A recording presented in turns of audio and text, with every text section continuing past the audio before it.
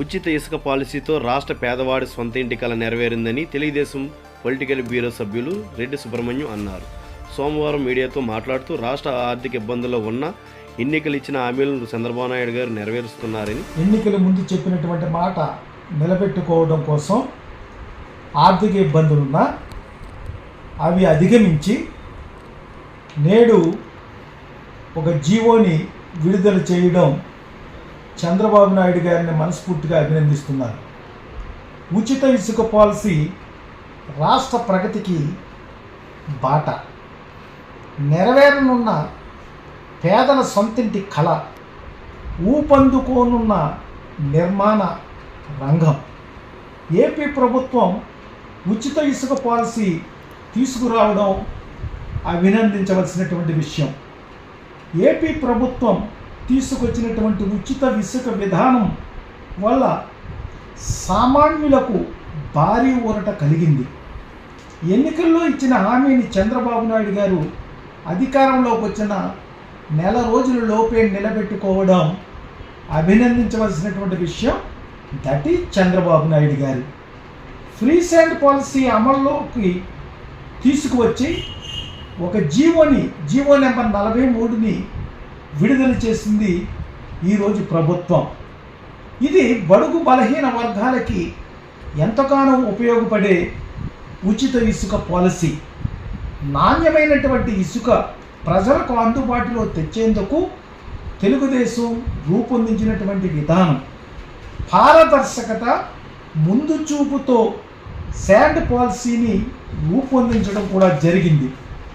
గత ప్రభుత్వం జగన్ రెడ్డి ప్రభుత్వం విషయాన్ని చూస్తే, గత జగన్మోహన్ రెడ్డి ప్రభుత్వం ఇసుక మాఫియా నడిపించి ఒక్క ఇసుకలోనే కుంభకోణాలు జరిపించి 50,000 కోట్ల రూపాయలు అవినీతి జరిగేటట్లు చేసింది ఆనాటి ప్రభుత్వం.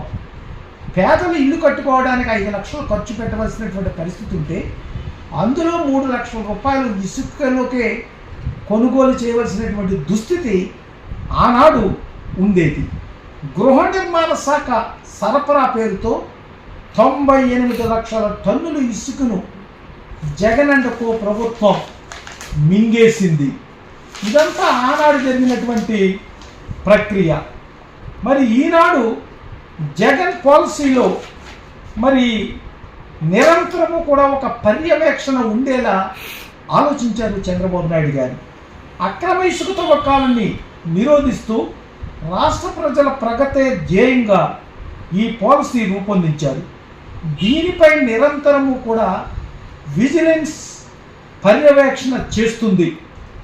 మరి సుప్రీంకోర్టు, హైకోర్టు, ఎన్జిటి నిబంధనలకు అనుగుణంగా పర్యావరణ పరిరక్షణ చూస్తూ అవి దెబ్బతినకుండా ఉచిత ఇసుక అందిస్తుంది ఈ ప్రభుత్వం.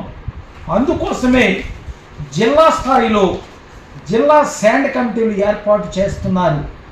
జిల్లా స్థాయిలో శాండ్ కమిటీలు వేసి కలెక్టర్, జాయింట్ కలెక్టర్, అలాగే ఆర్డీఓలు, మైనింగ్ అధికారులు దీన్ని ఎప్పటికప్పుడు పర్యవేక్షించి చంద్రబాబు యొక్క ఆశయానికి ఎక్కడ కూడా తూట్లు పడకుండా ఉచితంగా పేదవాడికి ఇల్లు కట్టుకోవడానికి ఇసుక అందించడమే ధ్యేయంగా మరి జరుగుతుంది. దీనివల్ల నిర్మాణ రంగంలో ఊపందుకుంటుంది. మరి ముఖ్యంగా భవన కార్మికులు, ఎంతో నిరాశతో ఉన్నటువంటి భవన కార్మికులకు ఒక ఆశ చిగురించింది. అందరికీ పని కల్పించటమే ధ్యేయంగా ఈ ప్రభుత్వం ముందుకు పోతుంది. జై చంద్రబాబు నాయుడు గారు, జై తెలుగుదేశం, ఎన్డీఏ కూటమి వర్ధిల్లాలి.